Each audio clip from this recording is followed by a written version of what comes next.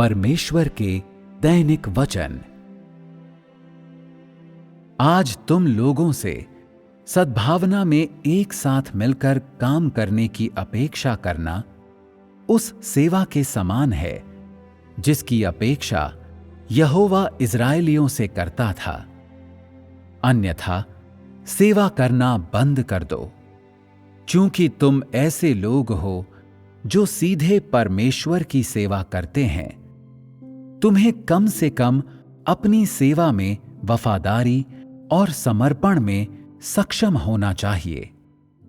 साथ ही तुम्हें एक व्यावहारिक तरीके से सबक सीखने में भी सक्षम होना चाहिए, खास तौर पर तुम में से उन लोगों के लिए जो कलीसिया में काम करते हैं।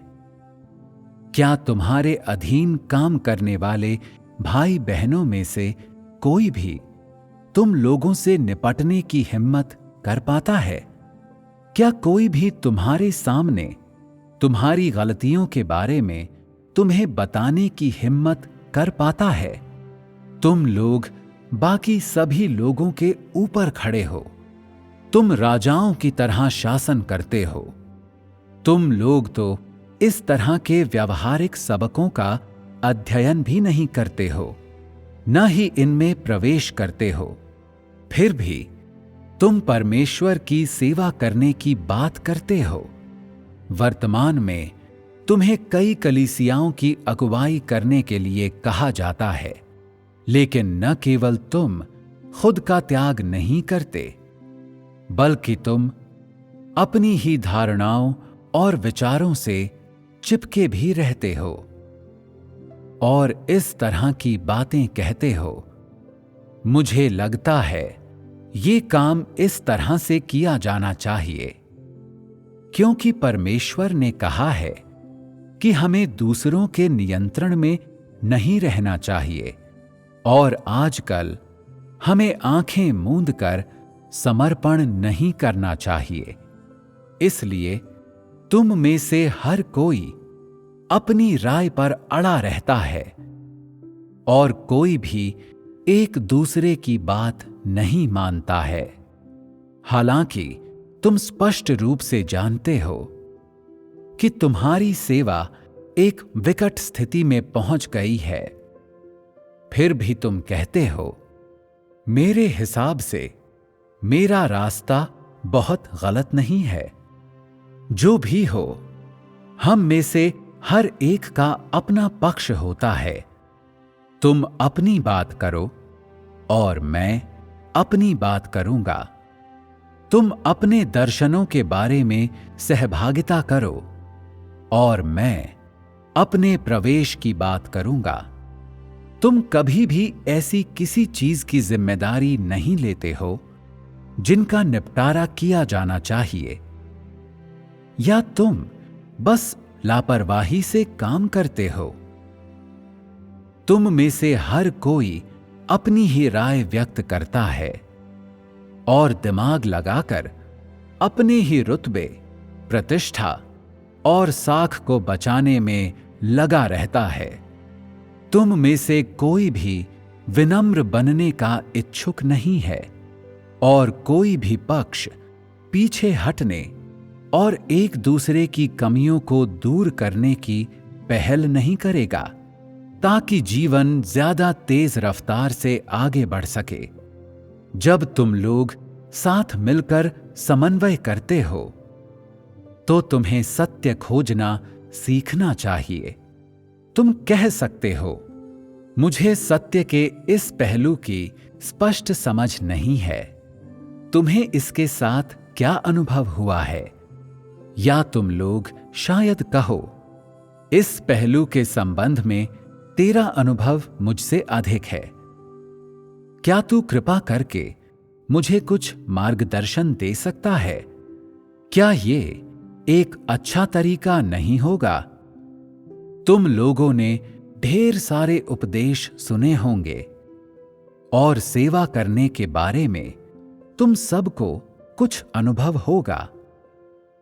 अगर कलीसियाओं में काम करते समय तुम लोग एक दूसरे से नहीं सीखते, एक दूसरे की मदद नहीं करते या एक दूसरे की कमियों को दूर नहीं करते हो, तो तुम कैसे कोई सबक सीख पाओगे?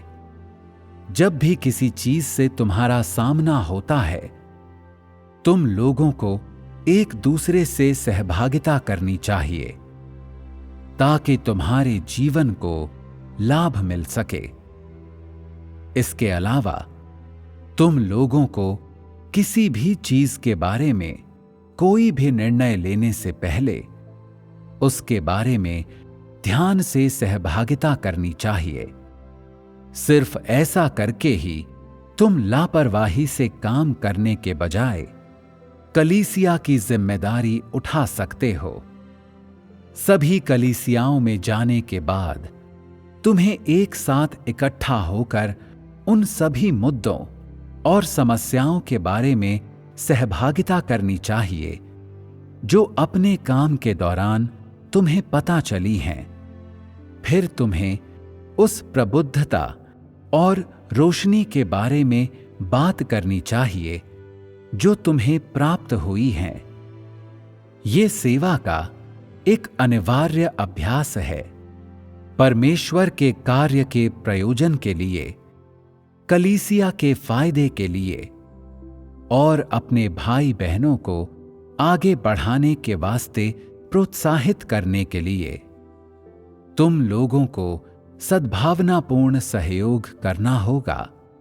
तुम्हें एक दूसरे के साथ सहयोग करना चाहिए, एक दूसरे में सुधार करके कार्य का बेहतर परिणाम हासिल करना चाहिए ताकि परमेश्वर की इच्छा का ध्यान रखा जा सके। सच्चे सहयोग का यही मतलब है, और जो लोग ऐसा करेंगे सिर्फ वही सच्चा प्रवेश हासिल कर पाएंगे। सहयोग करते समय तुम्हारे द्वारा बोली गई कुछ बातें अनुपयुक्त हो सकती हैं, लेकिन उससे कोई फर्क नहीं पड़ता। इनके बारे में बाद में सहभागिता करो और इनके बारे में अच्छी समझ हासिल करो। इन्हें अनदेखा मत करो। इस तरह की सहभागिता करने के बाद तुम अपने भाई बहनों की कमियों को दूर कर सकते हो। केवल इस तरह से अपने काम की अधिक गहराई में उतर कर ही तुम बेहतर परिणाम हासिल कर सकते हो। तुम में से हर व्यक्ति परमेश्वर की सेवा करने वाले के तौर पर सिर्फ अपने हितों के बारे में सोचने के बजाय अपने हर काम में कलीसिया के हितों की रक्षा करने में सक्षम होना चाहिए। हमेशा एक दूसरे को कमतर दिखाने की कोशिश करते हुए अकेले काम करना अस्वीकार्य है।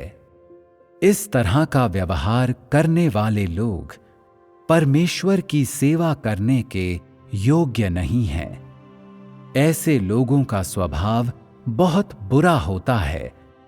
उनमें जरा सी भी मानवता नहीं बची है। वे 100% शैतान हैं। वे जंगली जानवर हैं। अब भी इस तरह की चीजें तुम लोगों के बीच होती हैं। तुम लोग तो सहभागिता के दौरान एक दूसरे पर हमला करने की हद तक चले जाते हो।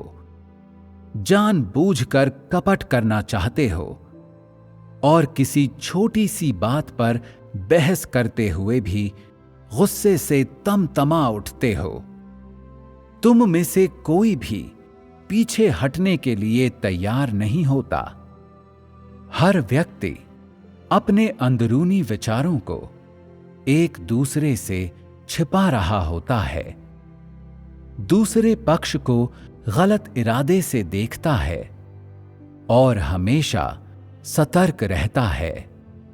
क्या इस तरह का स्वभाव परमेश्वर की सेवा करने के लिए उपयुक्त है? क्या तुम्हारा इस तरह का कार्य तुम्हारे भाई बहनों को कुछ भी दे सकता है? तुम न केवल लोगों को जीवन के सही मार्ग पर ले जाने में असमर्थ हो, बल्कि वास्तव में तुम अपने भ्रष्ट स्वभावों को अपने भाई बहनों में डालते हो। क्या तुम दूसरों को नुकसान नहीं पहुंचा रहे हो? तुम्हारा ज़मीर बहुत बुरा है और ये पूरी तरह से सड़ चुका है। तुम वास्तविकता में प्रवेश नहीं करते हो। तुम सत्य का अभ्यास भी नहीं करते हो। इसके अतिरिक्त तुम बेशर्मी से दूसरों के सामने अपनी शैतानी प्रकृति को उजागर करते हो। तुम्हें कोई शर्म है ही नहीं। इन भाई बहनों की जिम्मेदारी तुम्हें सौंपी गई है, फिर भी तुम उन्हें नरक की ओर ले जा रहे हो। क्या तुम ऐसे व्यक्ति नहीं हो जिसका ज़मीर सड़ चुका है? तुम्हें बिल्कुल भी शर्म नहीं है।